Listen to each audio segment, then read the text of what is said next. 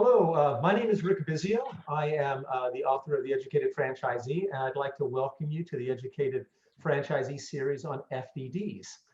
This is part one of a six-part series, and our guest expert is Nancy Leonard. Nancy is the principal at Leonard and Associates, has been involved in franchise law for over a quarter century, and really works exclusively with franchisees. So this is the kind of thing that Nancy does every single day. Again, my name is Rick Bizio. I'm the author of The Educated Franchisee. I'm also a franchise coach. We're not going to go into long explanations of what we do. However, I am a franchise coach, and I work with individuals who want to become franchisees and try to help match them with the right type of opportunity and do my best to teach them how to tear a franchise company apart. If you want to contact either one of us after watching this or any of the other series, all of our contact information will be at the very end of the video that you're looking at. So let's just start out. Nancy, thank you so much for being here. Thank you, Rick. Thank you for having me. I'm excited. Absolutely. So part one, what we're really focusing on, we're just going to talk about like the history, the purpose, what an FDD is. So let's just start out with a really basic question. What is an FDD? Why does it exist? What is its basic purpose? So FDD stands for Franchise Disclosure Document, and it's just what it sounds like. The federal law requires that any prospective franchisee, anyone interested in investing in a franchise opportunity, be provided this disclosure document so that they can make an informed decision before they invest in that opportunity.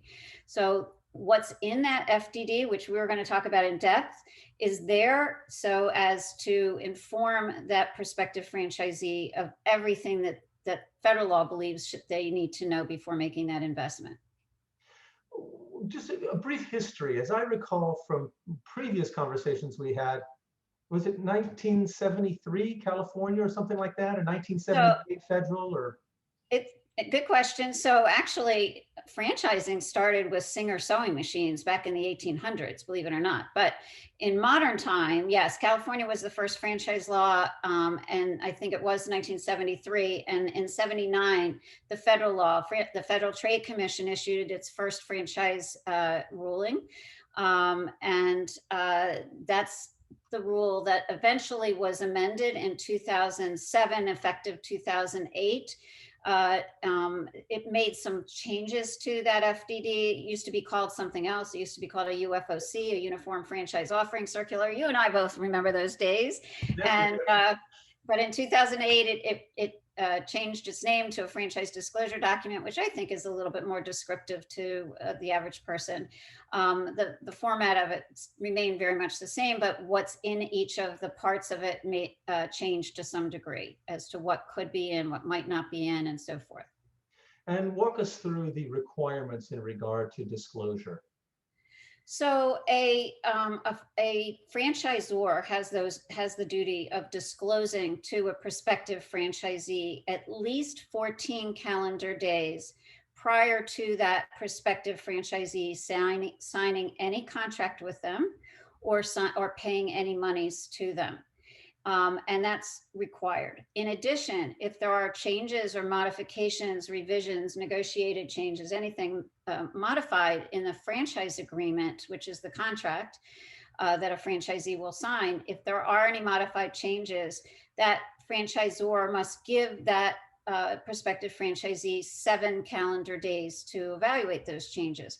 They are considered cooling off periods, so that a franchisee who might be very emotionally attached to this particular brand has a period of time to reflect. But that FDD, as we're going to discuss, has a lot of important information in it, and it gives them time to utilize that information, absorb that information, and really understand that information, hire an attorney to review the information, and utilize it in any fashion that they want. I want to just say as an aside, those are obligations of the franchisor.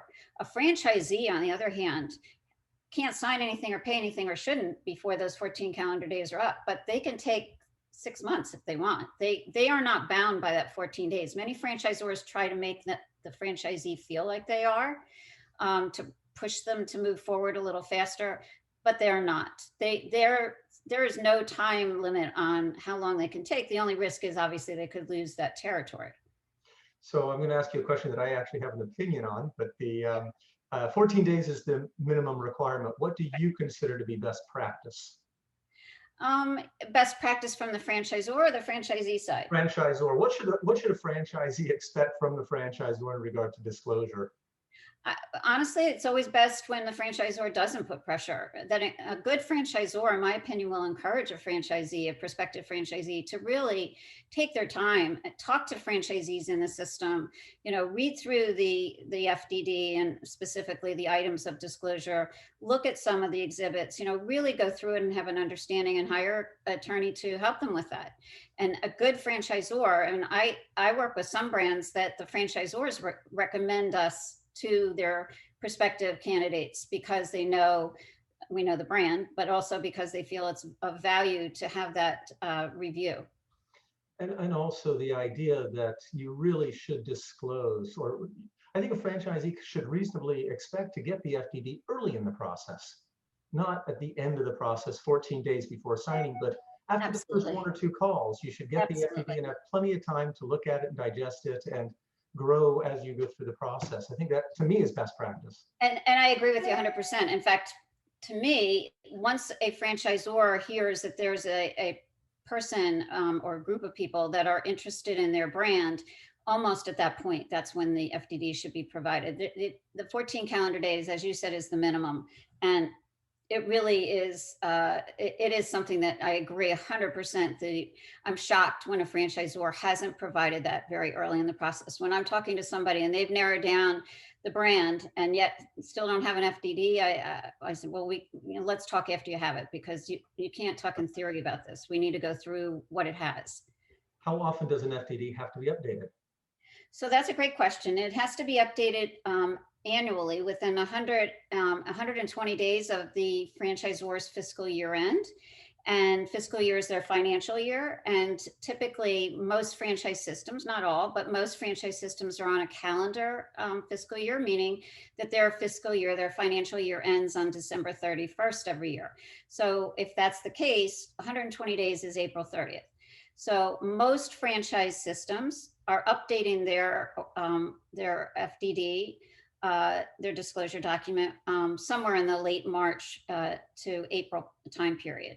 If they don't update it during that time period, if it runs over April 30th and they are on a calendar fiscal year, they in most instances, there are some exceptions, but in most instances, that document becomes stale and they're not allowed to use that. They have to then wait and redisclose that person, meaning give that person a new FDD when the new documents come out. So did that make sense? Absolutely. So yeah. They also may have to update it in mid-year if there's a substantive change as well, correct? If there's a material change in anything in there. So for example, if there's a major lawsuit against the brand, or brand declare bankruptcy sometime, or some primary, I'm sorry? Change in ownership. I was going to say primary owner actually declares bankruptcy, or there's a change in ownership. Yeah, I mean, definitely if there's a material change, they must update their FDD. And certain states require that disclosure document, we've only been talking federal right now, but certain states also require that disclosure document be registered with them. And before anyone who resides in that state or any territory that will be sold in that state is available. So if a resident, for example, of Virginia is looking to invest in a franchise that's not registered in Virginia, Virginia is a state that requires that document be registered. That franchisor can't offer that to that resident of Virginia until that FDD has been registered in that state. And that can take some time as well. Excellent. So yeah, we had an interesting situation, just as an aside, that I represented somebody who hired us, who the mother was buying the franchise for her son and daughter-in-law, and the son and daughter-in-law live in Pennsylvania, which does not require registration of a franchise disclosure document. doesn't have a franchise law, and the territory was going to be in Pennsylvania, but the mother was in Maryland. And this particular brand did not have a registration in Maryland. It held it up for several months because, and it was a good thing we waited. I kept saying we need to wait, and the people were my clients were so anxious to move forward. Well, we're in Pennsylvania. Why do we care? Blah, blah, blah. And I said, no, wait, it's really to your advantage. And from a franchisee perspective, it really was, because they required deferral of the franchise fee, which we can talk about. But in other words, the mother didn't have to pay the fee right away because Maryland held that back. Gotcha. Excellent. Yeah, so it was good. One last question, just in regard to the actual structure of an FDD. We have the FDD, we have the table of contents, we have the item numbers, and then we have the exhibits within an FDD. And as I look at FDDs, it always seems like all of the meat and potatoes, the legal stuff is in the back in the exhibits, but it seems to all be summarized up front in items 1 through 22. Do you want to kind of jump into that a little bit and just kind of the basic structure? The items 1 through 23 just being a receipt that any prospective franchisee signs when they are provided that FDD, which is usually sent these days by DocuSign. The items are disclosure items. They are, again, what the federal government and certain states require be presented, and the information given in plain English, not legalese, to any prospective franchisee. The franchise agreement, which is the contract that any franchisee will sign eventually, which will be one of the exhibits to the FDD, or a development agreement if they're going to be entering into an area or multi-unit development. Those are legal documents, and they can be written in legalese and not necessarily, in plain English, meant for the layperson. But those 23 items are required to be in plain English and meant for the layperson to read.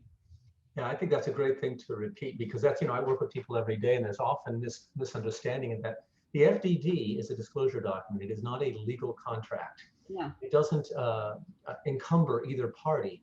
It's just simply a disclosure document. The franchise agreement that's back in the exhibit, that is potentially one of the documents you could sign that would create the legal relationship. So just an interesting point that I know a lot of people get confused by. Anything else you want to talk about before we jump into item 1 and part 2? I think we've got a lot of it covered. I do just want to mention, we kind of skipped over the states, and I just want to mention that really quickly, because there are states in this country. We talked about the Federal Trade Commission franchise rule when we talked about the history, and we talked a bit about California being the first place where there was a franchise law. But in addition to California, there are quite a few other states in the country that do have franchise laws that protect prospective franchisees and existing franchisees. And some of those require registration of that FDD before, as I mentioned before, anyone could be offered a franchise that resides in that state or is going to have a territory in that state. And so some of the big states are Washington State and California, Indiana, Illinois. I'm going to look at my map. Minnesota, Wisconsin, North Dakota, Michigan. I think I mentioned Indiana. New York, Virginia, Maryland, and Rhode Island are on the East Coast. It's the Midwest ones that I always like. I know I'm going to forget. I think South Dakota's in there too. I'm not sure. No, South Dakota is not. It's a relationship.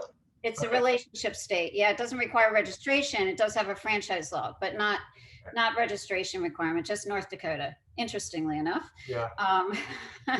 So in those states, if you are residing and they're proposing a territory for one of those states, then the FDD you're given should show that there was an effective date in which, and it'll be one of the exhibits. Now it's not up front anymore, as it used to be just 2 years ago. Now it's in the back as an exhibit, and it's going to show the effective date that they could start selling in that state, that FDD was registered with them.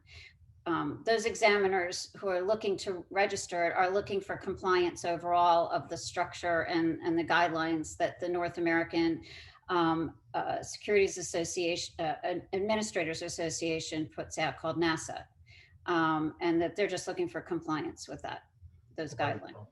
Thank you so much. So this is the end of part 1. We're going to stop this particular video, and then really part 2 will be the next video, and in part 2 we will talk about item 1 and carry on from there and go through some of the item numbers all the way through. So we'll see you on the next video.